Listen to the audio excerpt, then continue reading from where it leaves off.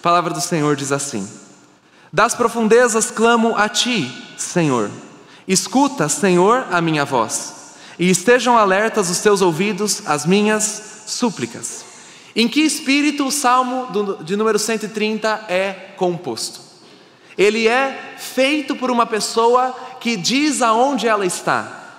E onde é que essa pessoa está? Nas profundezas. É um salmo escrito por alguém que não está no auge da sua vida ou no melhor dos seus dias, pelo contrário, ele está no fundo do poço. A expressão aqui, profundezas, tem o sentido de um vale extremamente fundo e escuro. Então a gente está diante de um músico que está compondo uma obra para expor a angústia do seu coração, e ele não fala o que está angustiando a sua alma. O autor desse salmo não nos diz o que o deixa nas profundezas, mas a gente pode pensar algumas coisas. O salmista aqui no fundo, lá no seu baixo existencial, pode estar passando por crises de profundidade ali nas emoções. Esse salmista pode estar afundado em angústia, desespero. Pode ser que o salmista que escreveu o Salmo 130 esteja em um cenário de aflição física, nas profundezas de uma enfermidade, de algo que está corroendo o seu corpo.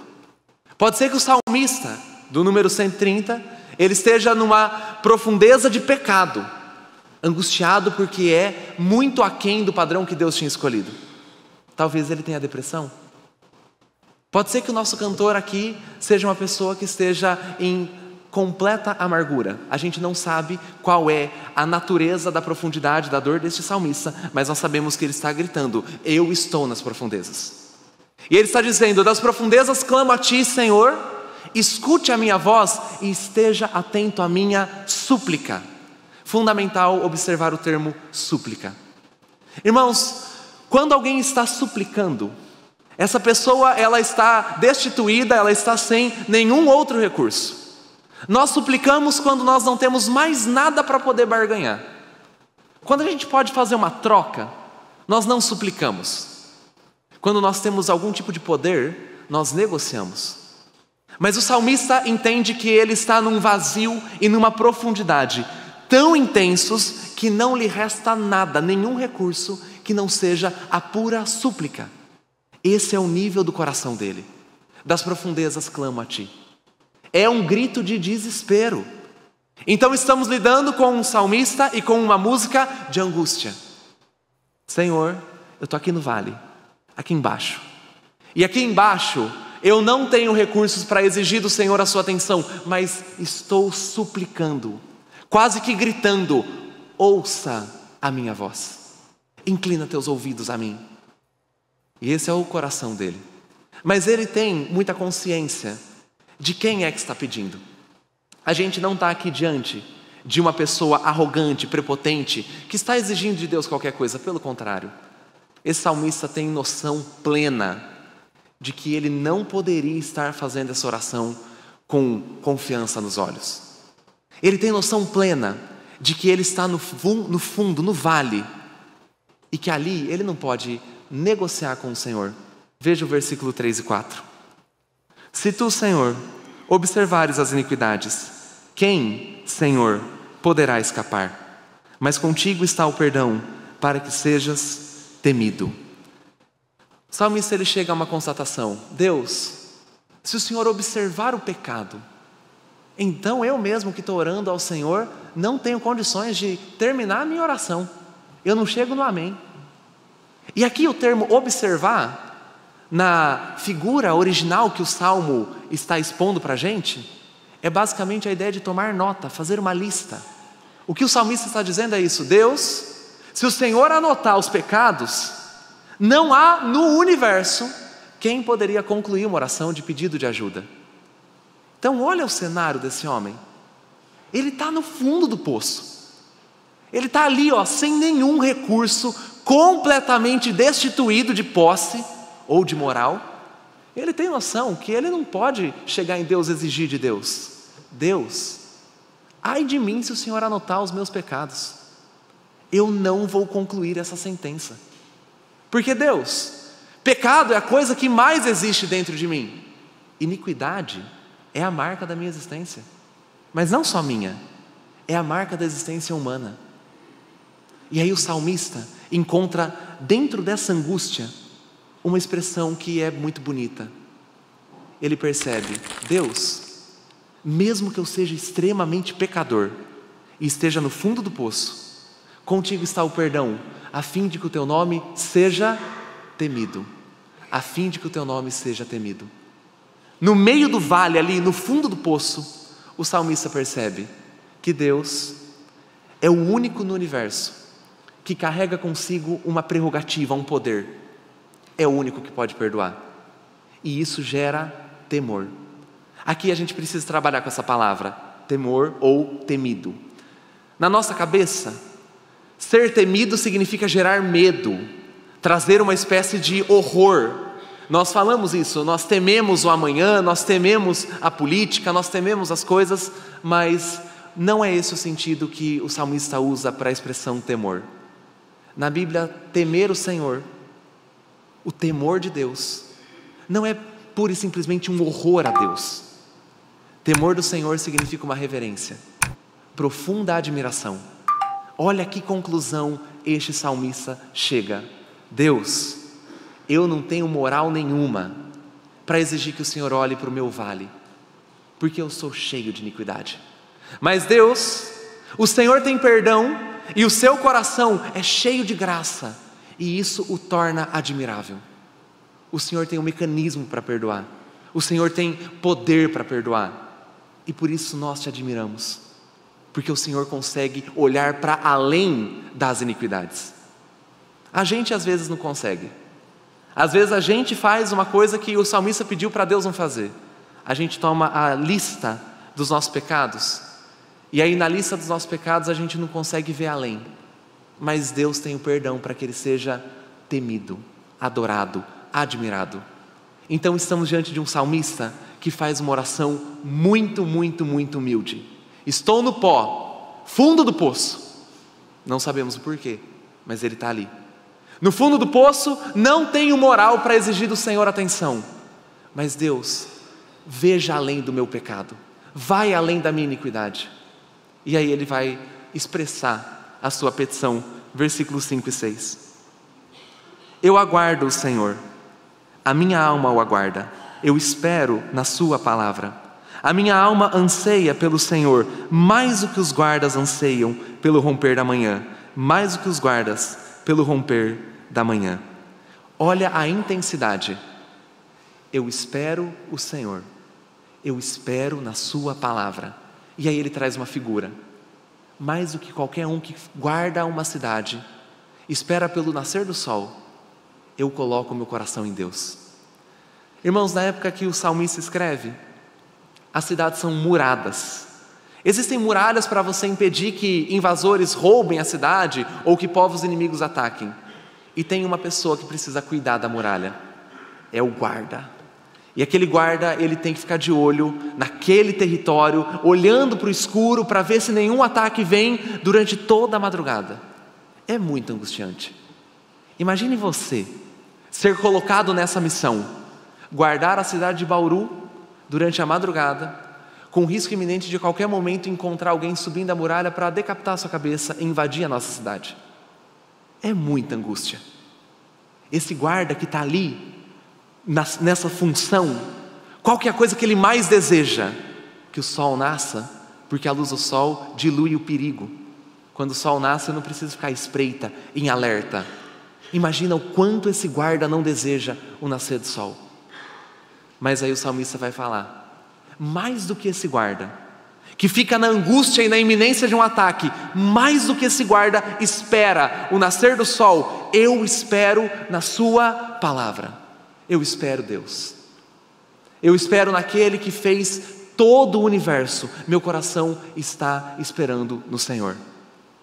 Aqui a gente está diante de um homem que entendeu a realidade humana.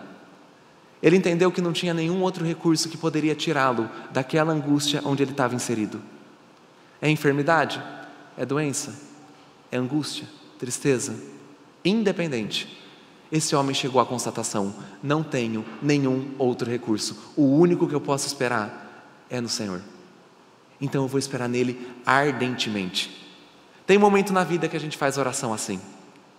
Tem momento na vida que a gente fica nessa posição. É tão bom. É tão bom.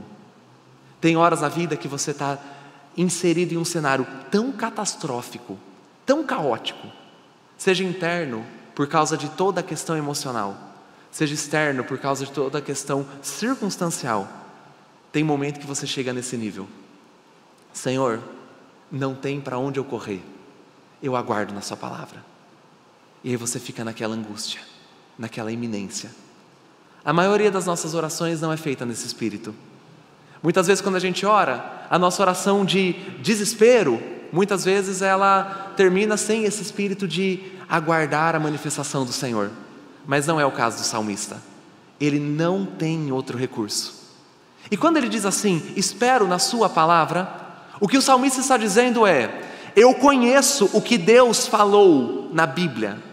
Eu sei o que Ele é capaz de fazer. Eu sei que Ele, lá no Egito, arrancou o povo das mãos de Faraó. Sei também que Ele tirou Isaac do meio do sacrifício. Sei que Ele fez uma promessa para Eva.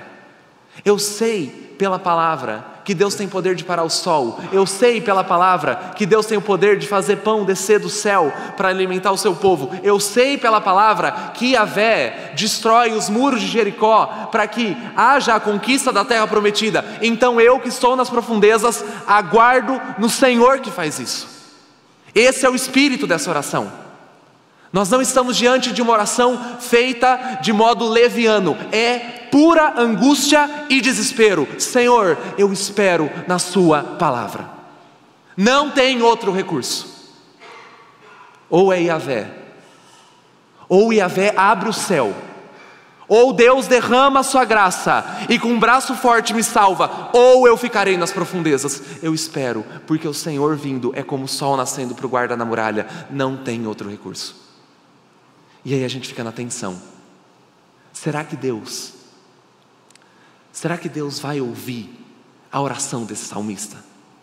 Será que Deus vai atender? Será que de fato o Senhor não vai anotar os pecados dele numa lista para pisar a cabeça dele? Será que Yahvé será misericordioso com o salmista do número 130?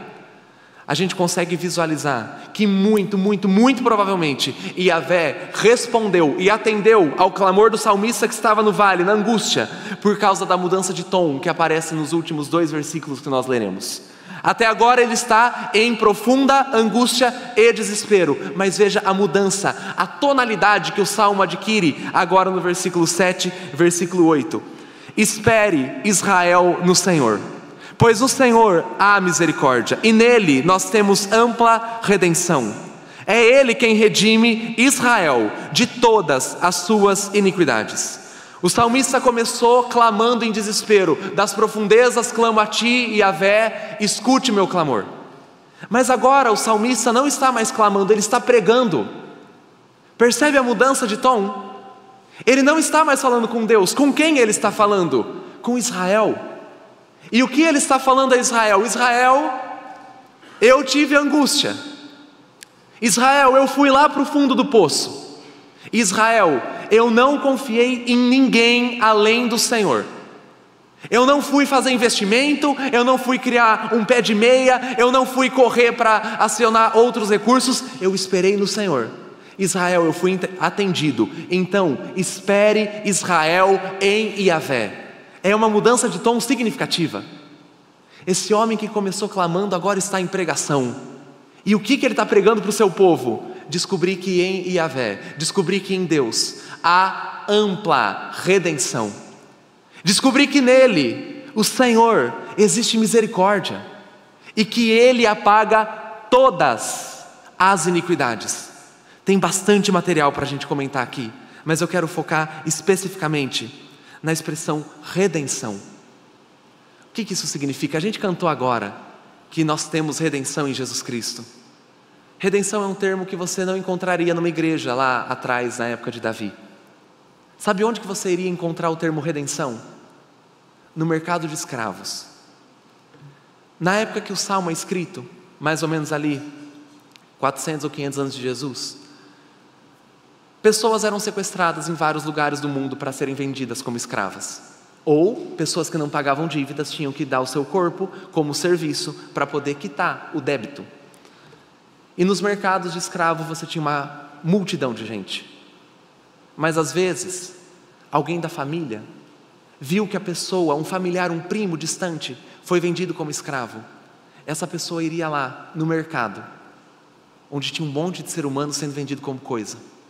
E essa pessoa pagaria ao sequestrador uma quantia para remir ou redimir aquela dívida e trazer de volta, comprar aquele que tinha sido sequestrado, roubado e estava sendo escravizado. Então, quando o salmista está dizendo que no Senhor nós temos ampla redenção, o que ele está se referindo é: Deus nos compra. Deus nos compra de modo amplo. Deus nos compra de modo amplo. Não há em Deus recursos limitados para nos ajudar em A e não nos ajudar em B. Não há em Deus recursos limitados para que Ele consiga nos salvar deste tipo de coisa, mas não venha nos comprar e nos livrar da escravidão neste outro tipo de coisa. No Senhor, Israel, há ampla, larga, abundante redenção. É muito bonito como um dos pais da igreja, Agostinho, traduziu essa expressão. Agostinho usa uma tradução um pouquinho diferente, mas que traz o espírito da palavra. No Senhor há amor leal. Amor leal. Alguém comprou a gente como escravo, mas Ele tem amor leal. Ele desce ao mercado de escravos. Quanto custa este que é meu? Custa tanto. Ok, eu comprarei. No Senhor há amor leal. Então o salmista começou lá no vale, lá na angústia, e o salmista terminou pregando: espere, Israel, no Senhor. Ele tem amor leal, Ele compra. Lindo esse salmo. Aí a gente entende por que Calvino, Lutero e John Owen gostavam tanto dessa expressão. Aí a gente entende por que tem um comentário de 200 páginas escrito sobre isso. E a partir disso, irmãos, eu quero trabalhar conosco apenas quatro aplicações muito breves e muito simples, a partir do que a gente aprende sobre Deus no Salmo 130. E a primeira delas, ela é tão boa para nós. Deus tem seu ouvido na profundeza. Deus tem seus ouvidos nas profundezas.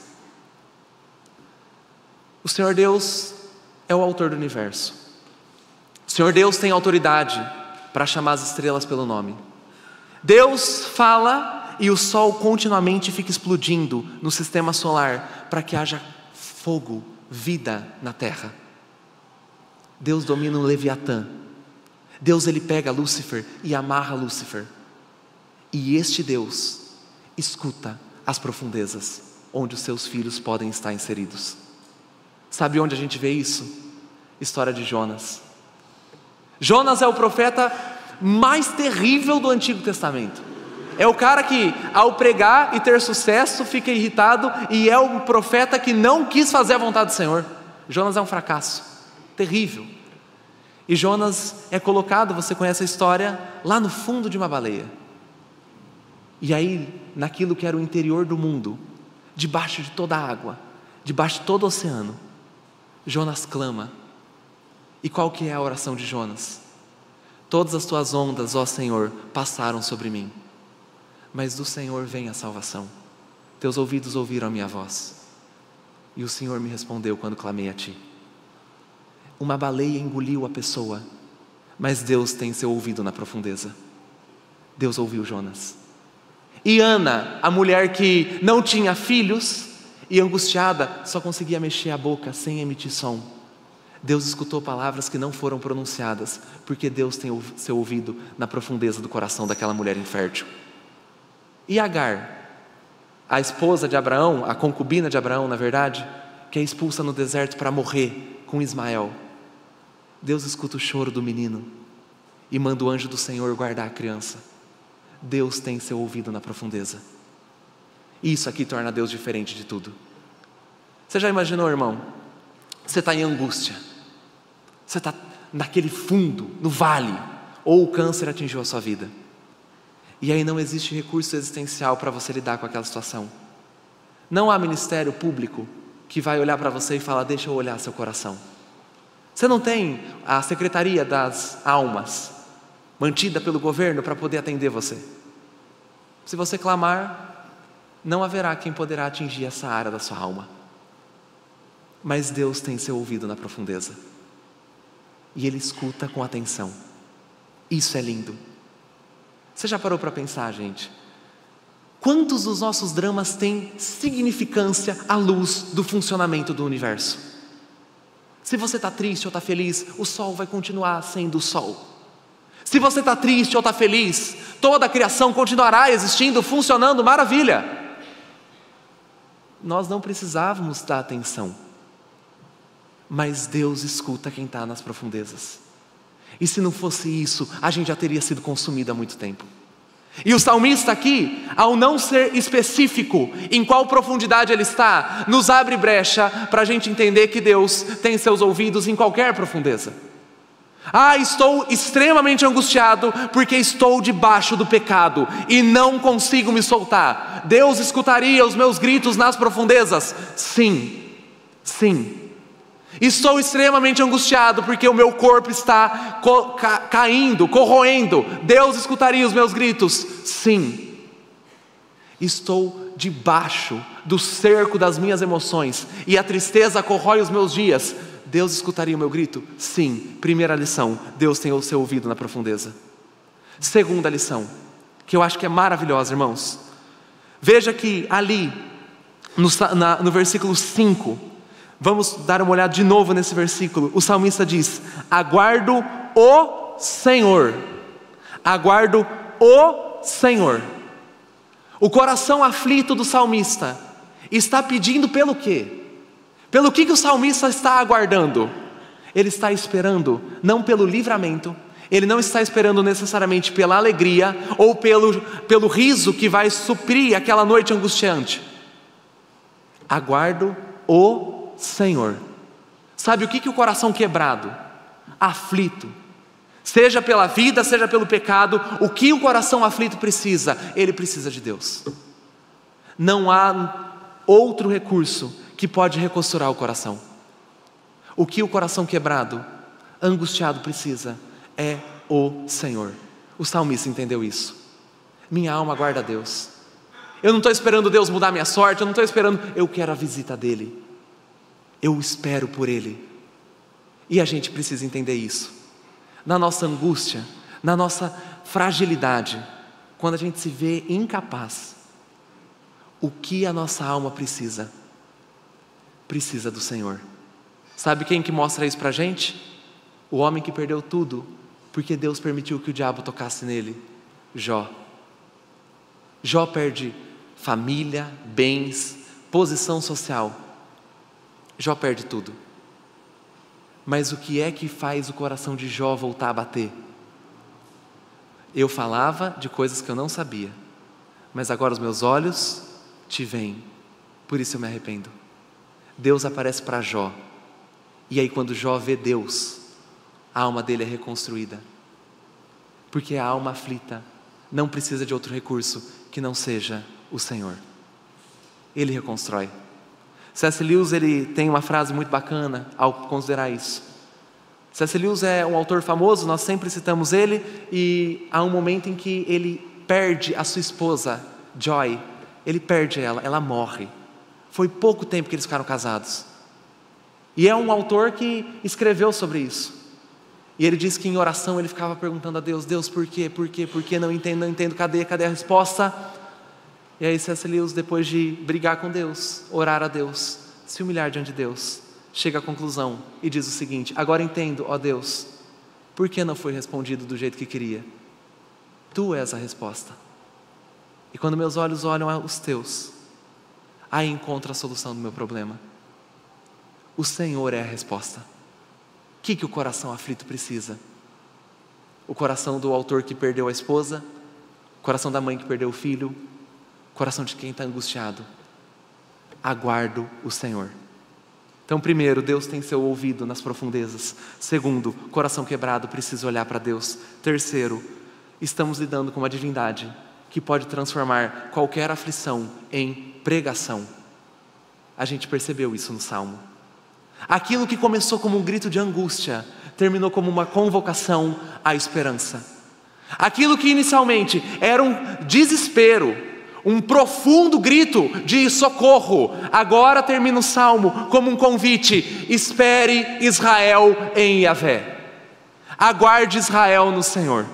Porque Deus transformou a aflição daquele salmista em esperança, na medida em que Deus o atendeu. Então, com que divindade eu e você estamos lidando, domingo após domingo, quando estamos na igreja? Devocional após devocional, oração após oração. Com que Deus nós estamos lidando? Estamos lidando com Deus, que transforma assim, qualquer aflição em testemunho. Deus tem esse poder. Lembra de José? Vendido no Egito pelos irmãos, o que José declara no final da sua história? Deus converteu o vosso mal em bem. Porque estamos lidando com esse tipo de Deus. Ele derrota o mal, Ele derrota a angústia, não privando os seus de passarem pela aflição, mas deixando os seus aflitos.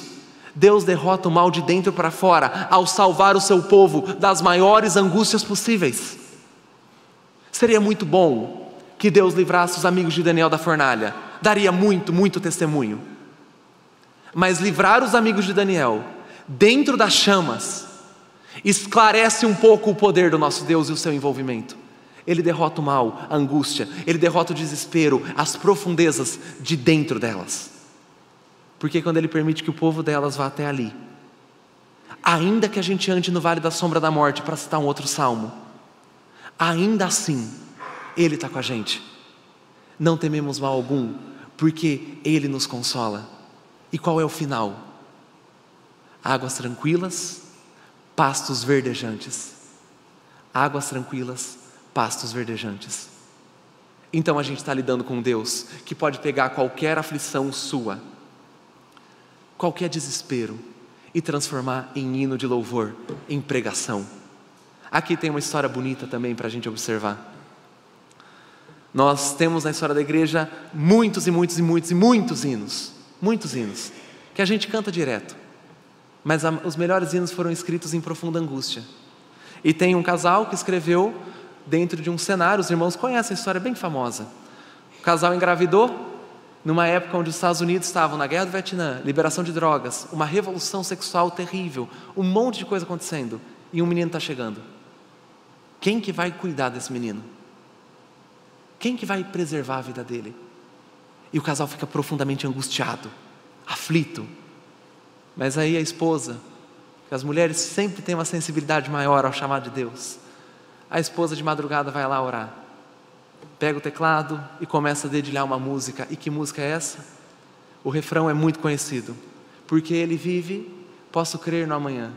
Porque Ele vive, temor não há.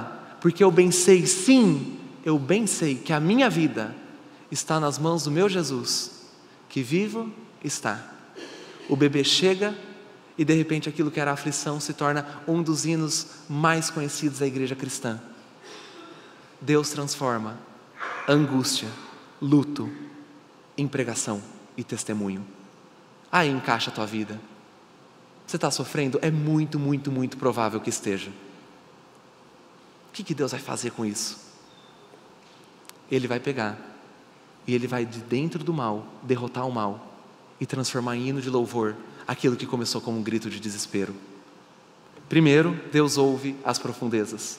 Segundo, o coração aflito precisa de Deus. Terceiro, toda aflição nas mãos do Senhor se torna pregação. Quarto e último, qual é o tamanho da redenção de Deus? Deus tem ampla redenção. Deus tem ampla redenção. E aqui é o último ponto para a gente poder aprofundar como essa mensagem chega até nós. Quando nós dizemos que no Senhor há ampla redenção, amor leal, estamos dizendo que a ação dele na nossa vida não está limitada a um aspecto. Olha, eu, o Senhor, tenho poder para salvar você deste pecado, mas esta área da sua vida, sua família quebrada, por exemplo, eu não consigo redimir, porque isso está fora do meu escopo de ação. Este não é o Deus de Israel. O Deus de Israel nos diz que há nele ampla redenção. Ou seja, O Deus de Israel não está interessado apenas em te limpar do pecado A e não te limpar do pecado B. Ele quer a redenção total. Ele quer redimir a tua língua que vive quebrando relacionamentos. Ele quer redimir as tuas afeições que vivem prendendo você em uma jaula de angústia. Ele quer redimir a tua noção sobre quem você é, a fim de que você entenda que unido a Cristo, você é filho amado do Senhor. Ele tem redenção total. Pensa comigo, meu irmão, quando o nosso Senhor Jesus estava morrendo na cruz do Calvário, por qual parte sua ele morreu e por qual parte sua ele não morreu? Resposta rápida: ele morreu por você inteiramente. Ele não quer apenas que você seja uma pessoa que não fume, ou uma pessoa que não bebe muito. Ele quer que você por inteiro experimente redenção.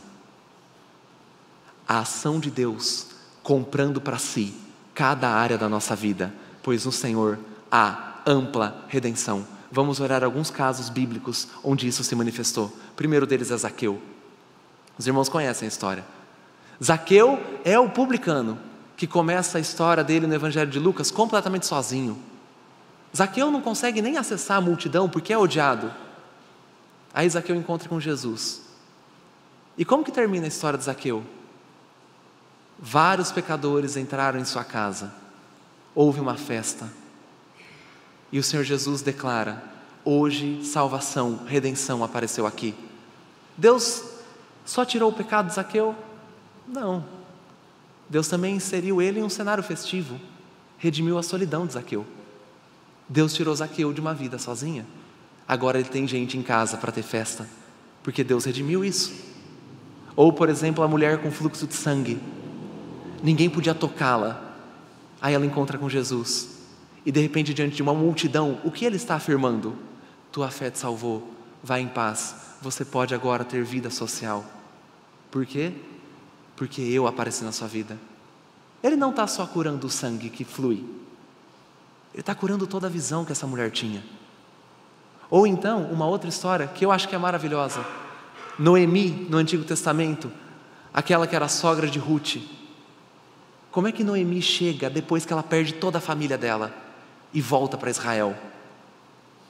As pessoas falam: Noemi, você voltou. E ela diz: não me chamem de Noemi, me chamem de Mara, porque eu sou amargurada. Essa palavra tem um sentido, esse sentido no hebraico. Mas como que termina a história dela? Ela tem agora família, ela tem um lugar, ela tem um genro que comprou toda a vida dela para salvar ela das dívidas que ela tinha. E ela está na história do Messias. E é bonito que quando você lê Ruth, no último capítulo, as amigas dessa mulher chegam e falam: Noemi, você agora está vivendo o auge dos seus dias. E Noemi não corrige: me chamem de Mara. Não, porque Deus redimiu a amargura. Ele comprou esta mulher de uma vida amargurada. O Senhor tem ampla redenção. O Senhor tem ampla redenção. O que o coração quebrado precisa? Da redenção total. E para a gente concluir, vou pedir para mostrar ali uma imagem. Vamos ver? Acho que está aparecendo. Não está ainda. Pessoal da transmissão, se puder só passar. Obrigado. Esse é um vaso muito bonito. Isso aqui eu aprendi com a minha amiga Júlia Amaral. Esse vaso é uma técnica japonesa. Surgiu no século XV. No século XV, os japoneses vendiam muitos itens para a China. E compravam da China um item especial: porcelana. Vasos maravilhosos. Só que no transporte, esses vasos eram jogados lá no fundo dos navios, e eles sempre vinham trincados. E aí o Shogun, o chefe do Japão, um dos chefes, olhou aquilo e falou: compramos vasos e perdemos, porque eles se quebram, eles vêm todos fragilizados. O que faremos? E um artista chegou no Shogun e falou: eu posso costurar, eu posso consertar. Me dê um pouco de ouro e me dê os cacos, e eu farei um vaso muito mais bonito do que o que nós compramos. O artista pegou os cacos, o artista pegou o ouro, e o artista trabalhou por uma semana, e depois o artista apareceu com isso. Os cacos da porcelana foram colados com um fio de ouro derretido, E de repente aquilo que era um vaso muito especial, muito bonito, agora ele brilha, porque um artista maravilhoso soube colocar os cacos do jeito correto e encheu de ouro aquilo que estava quebrado. Eu acho que essa imagem ilustra o que é a redenção do Senhor para o coração quebrado. Mas tem uma diferença. Nosso Deus não trabalha com ouro. Nosso Deus trabalha com sangue. Nosso Deus viu que o seu coração e o meu coração quebrariam várias vezes na vida. Nossa, a gente ia sofrer de tanta desilusão, tanta angústia. Alguns dias o pecado ia pegar a nossa garganta e nos humilhar. E Deus sabia que o nosso coração ficaria quebrado. Mas aí Ele, como um bom artista, decidiu: me dê os cacos, me dê as quebras, costurarei com sangue. E no final, o coração que sai desse encontro com o Redentor é muito mais bonito do que o que tinha antes. Espere, Israel, no Senhor. Espere, Israel, no Senhor, pois no Senhor há misericórdia, nele temos ampla redenção.